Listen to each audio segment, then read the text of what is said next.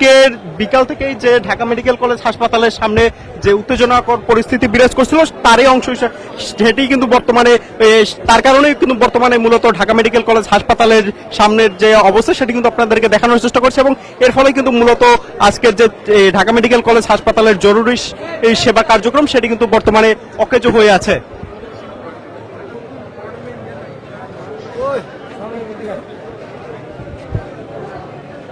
পরিস্থিতি তো ঠান্ডা হইব না কোনোভাবে। মূলত ঢাকা মেডিকেল কলেজ হাসপাতালে চিকিৎসা নিতে এসে ঢাকা বিশ্ববিদ্যালয়ের একজন শিক্ষার্থী তিনি কিন্তু ঢাকা মেডিকেল কলেজ হাসপাতালের যারা ডাক্তার রয়েছে সেই ডাক্তারদের সাথে তর্ক বিতর্কে জড়ায় এবং এরই পরিপ্রেক্ষিতে কিন্তু সংঘর্ষের সৃষ্টি হয় এই ঢাকা মেডিকেল কলেজ হাসপাতালের ডাক্তার এবং এই ঢাকা বিশ্ববিদ্যালয়ের যারা শিক্ষার্থী রয়েছেন তাদের মধ্যে। এবং এর পরবর্তী সময় যখন পুলিশ কল করা হয় এরপর পুলিশ আসার পরে কিন্তু বর্তমানে পরিস্থিতি কিছুটা হলেও স্বাভাবিক অবস্থায় রয়েছে। এর মধ্যে আমরা কিন্তু আপনাদেরকে দেখানোর চেষ্টা করছি জরুরি বিভাগের যে মূল ফটক রয়েছে সেই মূল ফটকের ভিতরে কিন্তু ঢাকা মেডিকেল কলেজ হাসপাতালের যারা ডাক্তার রয়েছে সেই ডাক্তাররা কিন্তু ভিতরে অবস্থান করছেন এবং এর সামনের চিত্র যদি আপনাদেরকে একটু দেখানোর চেষ্টা করি, এই সামনে কিন্তু এখানে অবস্থান করছেন ঢাকা বিশ্ববিদ্যালয়ের শিক্ষার্থীদের একাংশ এবং ঢাকা বিশ্ববিদ্যালয়ের শিক্ষার্থীরা তারা আমাদেরকে যে অভিযোগটি করেছে সেই অভিযোগে কিন্তু তারা বলেছেন যে তাদের একজন সহপাঠী তিনি কিন্তু আজকে ডাক্তার দেখাতে এসেছিলেন এবং সেই ডাক্তার দেখাতে এসে তিনি কিন্তু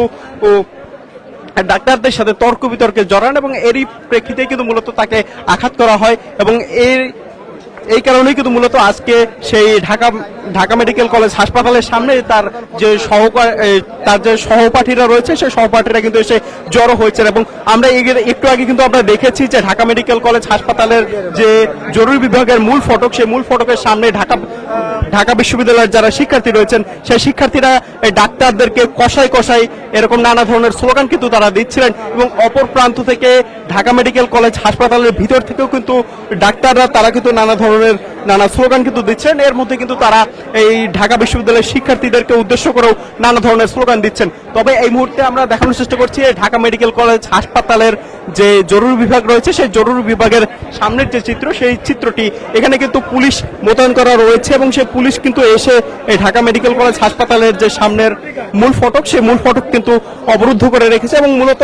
এই পুলিশ এসেই এই জায়গাটি নিয়ন্ত্রণ নিয়েছে এবং না হলে কিন্তু আজকে ঢাকা মেডিকেল কলেজ হাসপাতালের যারা ডাক্তার রয়েছে সেই ডাক্তারদের সাথে ঢাকা বিশ্ববিদ্যালয়ের যারা শিক্ষার্থী রয়েছে সেই শিক্ষার্থীদের মধ্যকার যে সংঘাত সেই সংঘাত কিন্তু বড় রূপ ধারণ করতে পারত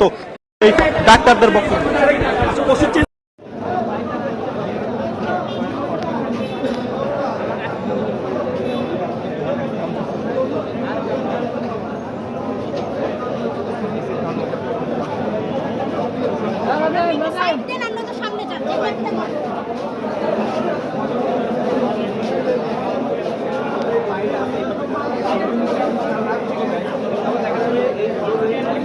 জনগুরুত্বপূর্ণ একটা জায়গা, প্রতি মুহূর্তে প্রতিটা রোগী ক্ষতিগ্রস্ত হচ্ছে।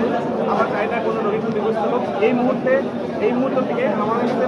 মনে হচ্ছে যারা ঢাকা থেকে যারা আসছে তারা যদি এখান থেকে চলে যায় তারপরে এই পরিস্থিতি আস্তে আস্তে স্বাভাবিক হবে এবং পরবর্তী থেকে আমাদের ডিরেক্টর যারা আমরা বসে আমাদের স্বাস্থ্য সুরক্ষা আইন বা আমাদের